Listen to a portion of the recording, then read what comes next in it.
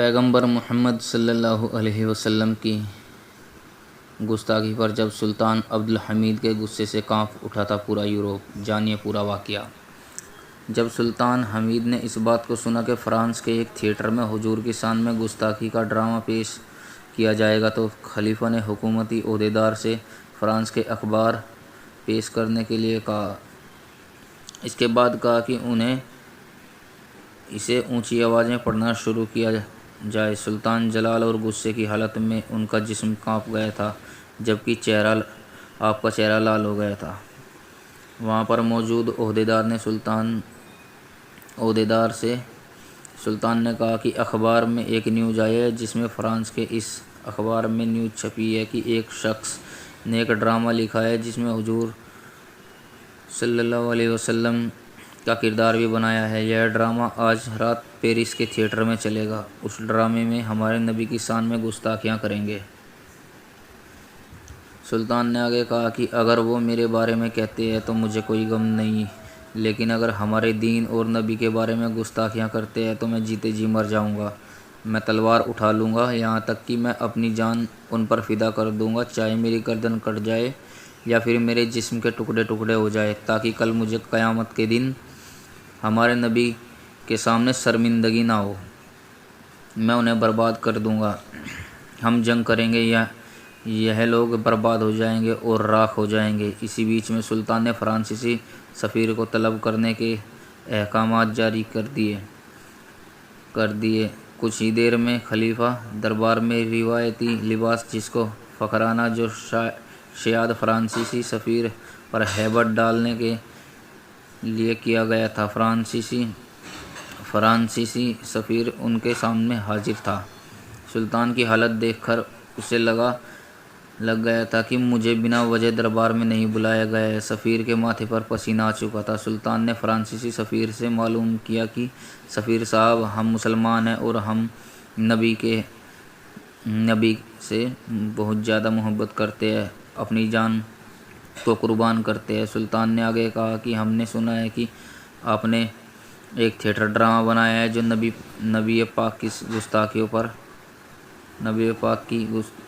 پر موجود ہے۔ یہ قدم سلطان نے سفیر کے آگے قدم بڑھانا شروع کر دیا۔ خلیفہ اس بات کو کہتے جا رہے تھے کہ میں بادشاہ ہوں، ملکان کا، ایران کا، شام کا، لبنان کا، حجاز کا، قفقاز کا، ایجنسی اور دارالحکومت کا۔ میں خلیفۃ الاسلام عبد الحمید ہوں۔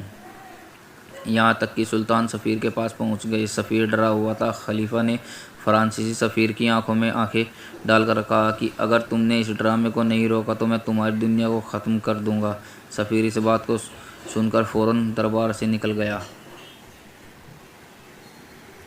فرانسیسی سفیر نے اس اخبار کو اٹھایا اور نکل گیا۔ سفیر نے اپنی حکومت کو یہ پیغام دیا کہ اگر یورپ کو اپنی آنکھوں سے جلتا ہوا نہیں دیکھنا چاہتے تو فرانس کی فصیلوں پر اسلامی پرچم نہیں دیکھنا چاہتے تو فوری طور پر گستاخانہ ڈرامے کو روک دو۔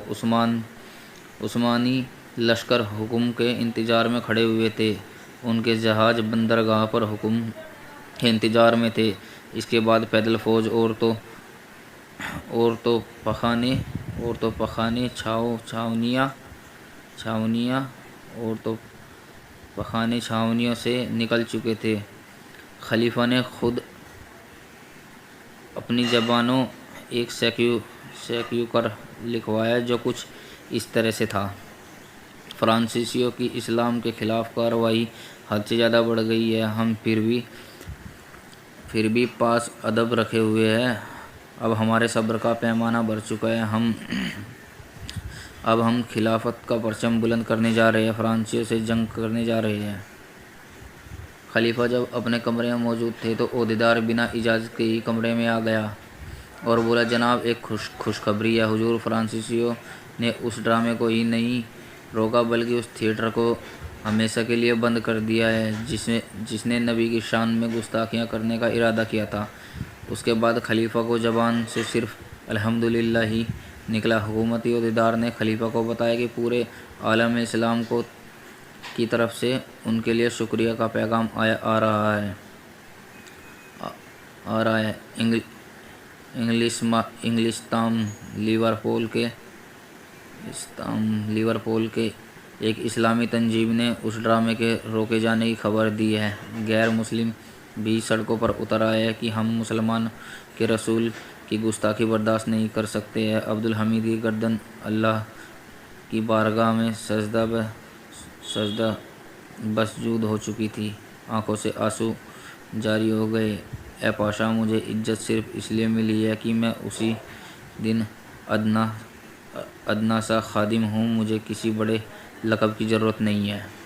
یہ کہہ کر سلطان نے ہاتھ پیچھے کو باندھ لیے اور محل کے دورے پر نکل کھڑے ہوئے۔ یہ وہی وقت اور دور تھا جب خلافت عثمانیہ کی ہیبت اور جلالت سے پورے یورپ اور کفے کے مرکز ہل جایا کرتے تھے۔